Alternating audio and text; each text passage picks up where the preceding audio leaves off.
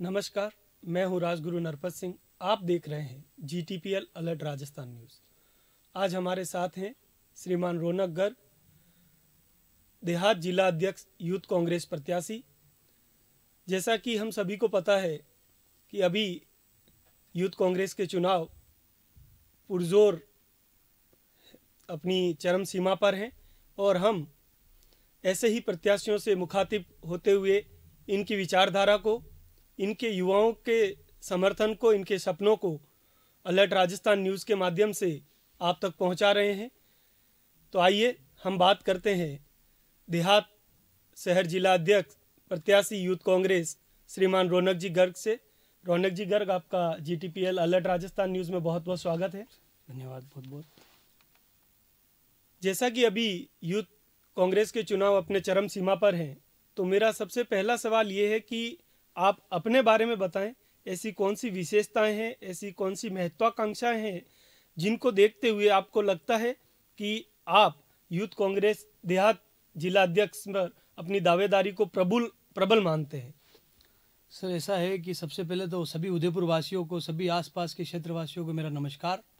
मैं रौनक गर्ग, निवर्तमान विधानसभा अध्यक्ष युवा कांग्रेस मावली। जैसा कि भैया ने मेरे से पूछा कि आप अपने बारे में बताइए, तो मेरा संघर्ष 2010 से जारी है।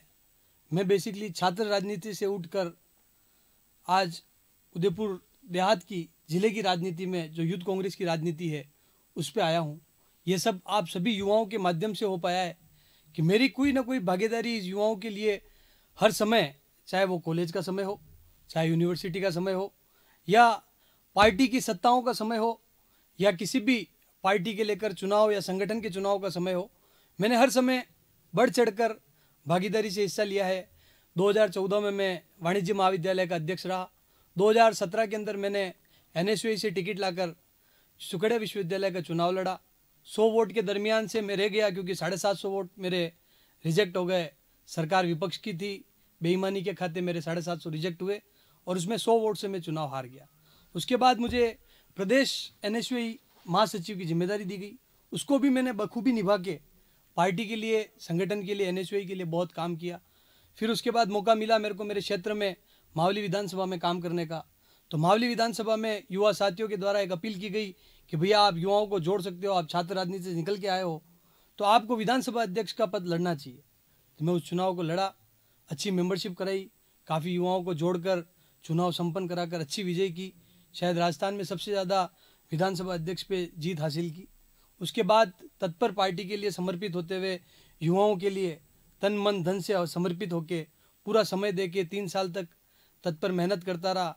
और सभी साथियों ने, पंचायत की साथियों ने, और जो सबसे बड़ा बेनिफिट मुझे उदयपुर देहात का है, यह है कि मैं सुखड़ा विश्वविद्यालय लड़ा, जिससे मुझे 7 ही विधानसभाओं में, चाहे वो झाड़ोल की विधानसभा हो, चाहे वल्लभनगर की विधानसभा हो, चाहे खेरवाड़ा की विधानसभा हो, चाहे गोगुंदा विधानसभा हो, या उदयपुर ग्रामीण हो, या मावली हो, या वल्लभनगर हो, सभी तरह से मुझे युवाओं का साथ मिल रहा है।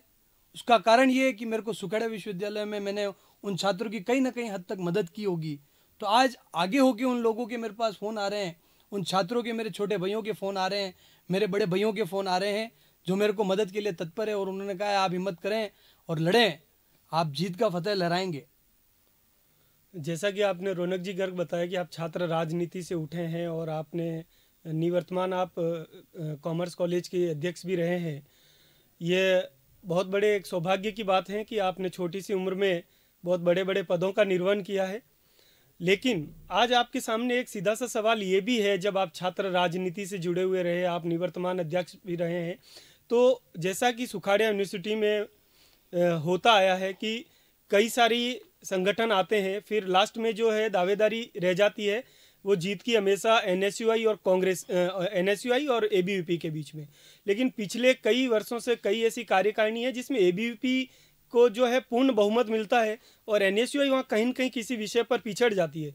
तो ऐसे कौन से विषय हैं, ऐसे कौन से कार्य हैं, या ऐसे कौन से टास्क है जो NSUI पूरे नहीं कर पाती है और उनको अध्यक्ष क्यों नहीं मिल पा रहा है मोहनलाल सुखाड़िया विश्वविद्यालय का?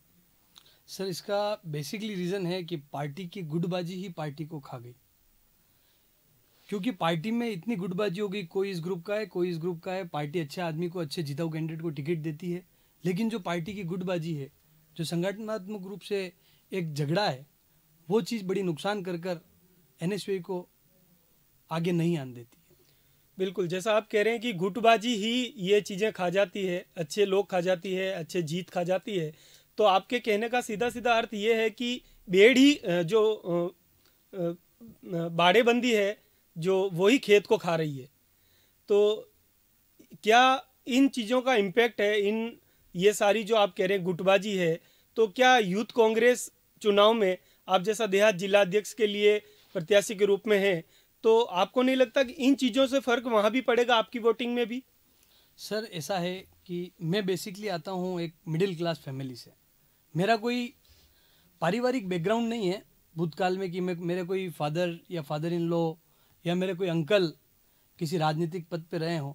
मैं एक छात्र राजनीति से उठ के ज़मीन से उठा हुआ एक कार्यकर्ता हूँ, और उठते उठते उठते आप जैसे भाई लोगों का साथ मिला तो आज मुझे इस काबिलियत पे पहुँचाया है कि मैं जिला अध्यक्ष का चुनाव लड़ रहा हूँ।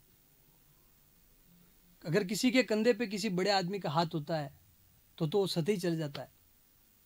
जैसा कि आपने कहा कि गुटबाजी हमेशा अच्छे इंसान को, अच्छे लीडर को, अच्छे मतदाताओं को खा जाती है, तो मैं ये एक सवाल, तीखा सा सवाल अलर्ट राजस्थान न्यूज़ आपसे करता है कि अगर आप देहात जिला अध्यक्ष यूथ कांग्रेस के पद पर आसीन होते हैं, आप जीत जाते हैं, आप अपनी विजयी पताका फहराते हैं, तो गुटबाजी तो अभी इन दिनों कांग्रेस में भरपूर देखने को मिल रही है, तो आप कौन से गुट को ज़्यादा समर्थन देंगे? पायलट गुट को देंगे या गहलोत गुट को देंगे?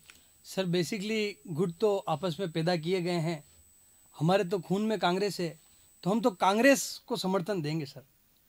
बेसिकली हम किसी गुट से नहीं है, पार्टी के लिए समर्पित हैं, पार्टी के एक सच्चे ईमानदार सिपाही हैं, और पार्टी के लिए जिसको समर्पित किया जाएगा या जिसको आगे बढ़ाया जाएगा, पार्टी जो आदेश करेगी उसके साथ रहेंगे। लेकिन जैसा आपने कहा कि जो गुट है वो मतदाताओं में भी है, तो आपको ऐसा लगता है कि जो मतदाता मतदान करेंगे, जो आपको सपोर्ट करेंगे, जो आपको सहयोग समर्थन देंगे, वो कांग्रेस को महत्वपूर्ण रखते हुए देंगे या पायलट गुट और गहलोत गुट को देखते हुए आपका समर्थन करेंगे?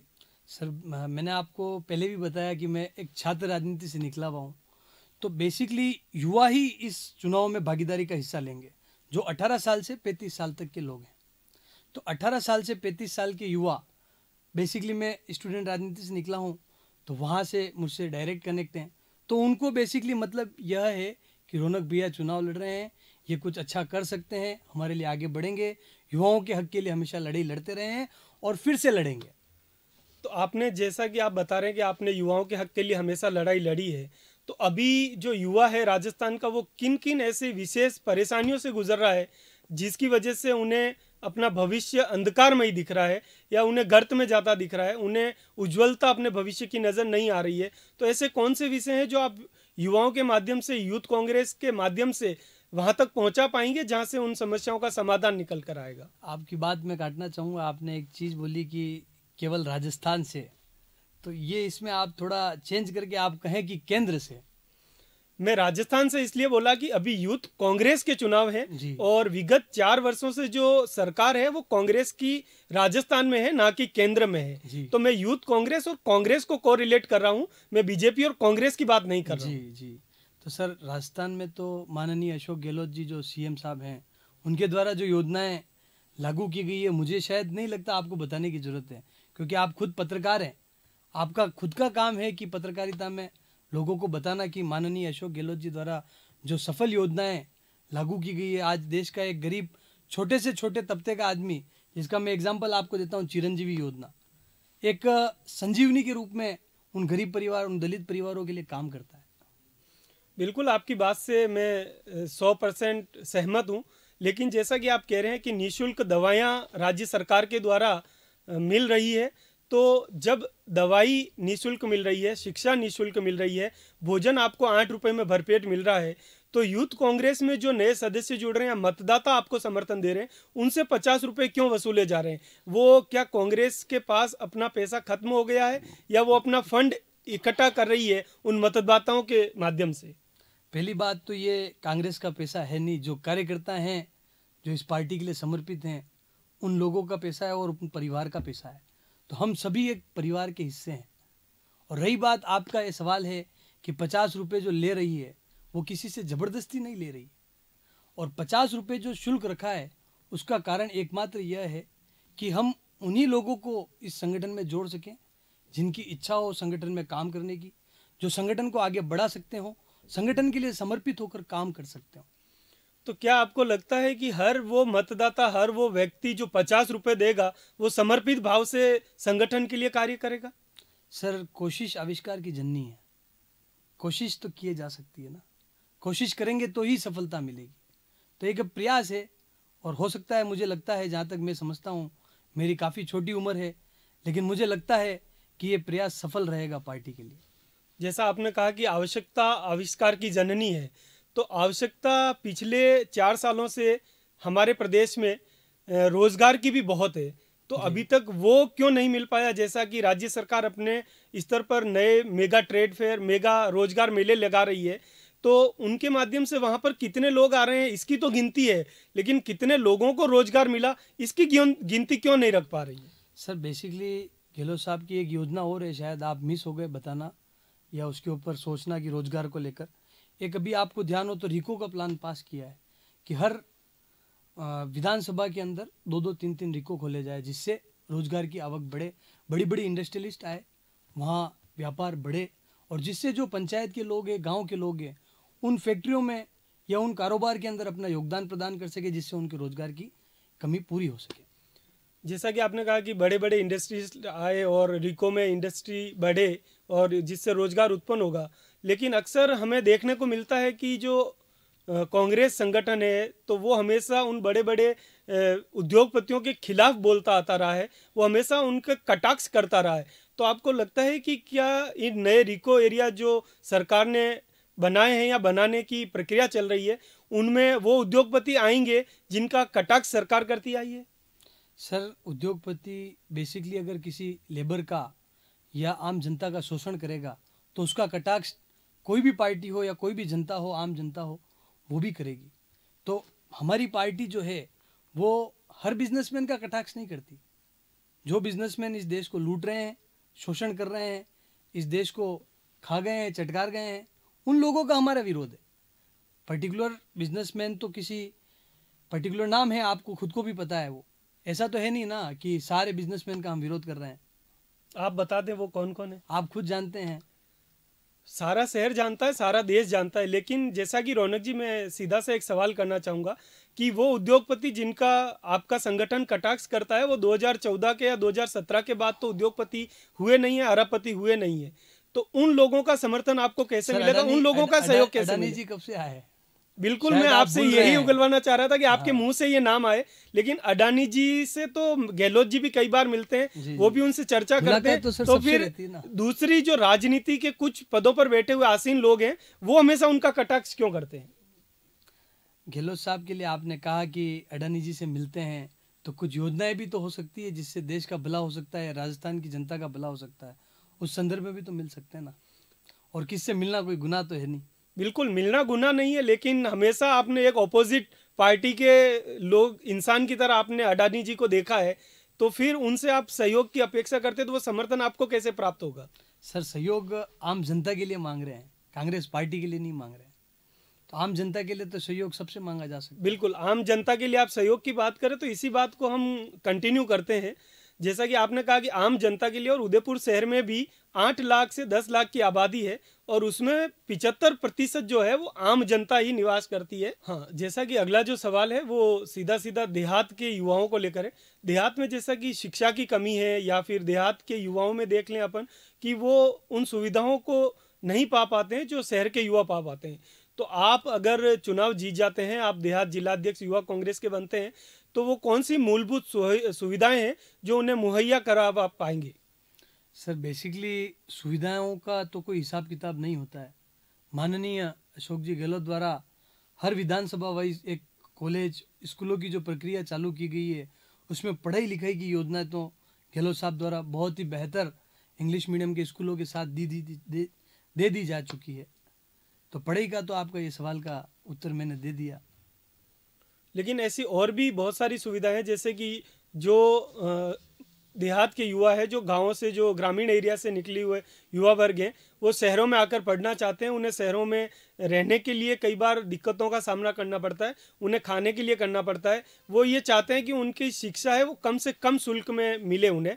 तो ऐसे कौन से आपके पास विषय हैं, ऐसे कौन से प्रायोजन हैं जिनसे उनका सपना साकार हो पाएगा? सर, हॉस्टल्स की सुविधाएं प्रदान करा सकते हैं, उसके बाद कॉलेज की फ़ीस कम करा सकते हैं, और जो दूसरे कोचिंग इंस्टीट्यूट चल रहे हैं जहां बहुत ही ज़्यादा पैसा लिया जा रहा है छात्र छात्राओं द्वारा, जो नहीं दे सकते हैं पैसा, उनकी सुविधाओं के लिए हम उन कोचिंग सेंटर से बात कर उन विषयों को मुद्दे पे उठा के कम कराना चाहेंगे। और आपके साथ लड़ने वाले आपके साथी जो प्रत्याशी हैं, उनसे ऐसे कौन से विषय आपके पास बेहतर है, कौन से मुद्दे आपके पास बेहतर है, कौन से सवाल और कौन से ऐसे जज्बात बेहतर हैं जिन मुद्दों के माध्यम से आप युवा कांग्रेस देहात के अध्यक्ष बनेंगे? तो वो आप विषय बता दें जिनके माध्यम से युवाओं तक ये संदेश चला जाए कि रौनक जी गर्ग के पास ये विषय, ये मुद्दे, ये जज्बात बेहतर है दूसरों से, जिससे वो आपको समर्थन देने में सक्षम हो सके। सर, बेसिकली ये चुनाव होते हैं संगठन को मजबूत करने के लिए, युवाओं को साथ जोड़ने के लिए। मैं छात्र राजनीति से आया हूँ, तो मुझे अपने आप पे विश्वास है कि मैं छात्रों को ज़्यादा से ज़्यादा सही राह पर, सही पार्टी के लिए सही समय पर सही जगह लाकर खड़ा कर सकता हूँ। ये मुझे खुद पे विश्वास है। और जैसा कि मैंने आपको बताया थोड़ी देर पहले कि मेरे जो देहात जिला लगता है उसमें 7 विधानसभाएं हैं: झाड़ोल, गोगुंदा, सलूम्बर, वल्लभनगर, उदयपुर ग्रामीण, इस तरीके की 7 विधानसभाएं, मावली, ये सब मिलाकर 7 विधानसभाएं हैं। तो यहाँ पर मैं जब कॉलेज में चुनाव लड़ा या कॉलेज में मैंने छात्र छात्राओं के लिए काम किया, तो सभी क्षेत्र के लोग मेरे साथ जुड़े हुए हैं आज की तारीख में। तो उन्हीं की इंस्पायरेशन से मैं ये चुनाव लड़ रहा हूँ कि उन लोगों ने कहा कि भैया, जो आपने यूनिवर्सिटी और कॉलेज लेवल पे काम किए, तो शायद आप संगठन को लेकर हमारी आवाज़ को भी आप बुलंद कर सकते हैं, इसलिए चुनाव आपको लड़ना चाहिए। बहुत बहुत धन्यवाद। ये थे हमारे साथ श्रीमान रौनक जी गर्ग, देहात जिला अध्यक्ष, यूथ कांग्रेस प्रत्याशी। आप देखते रहिए GTPL अलर्ट राजस्थान न्यूज। जय हिंद, जय भारत, नमस्कार।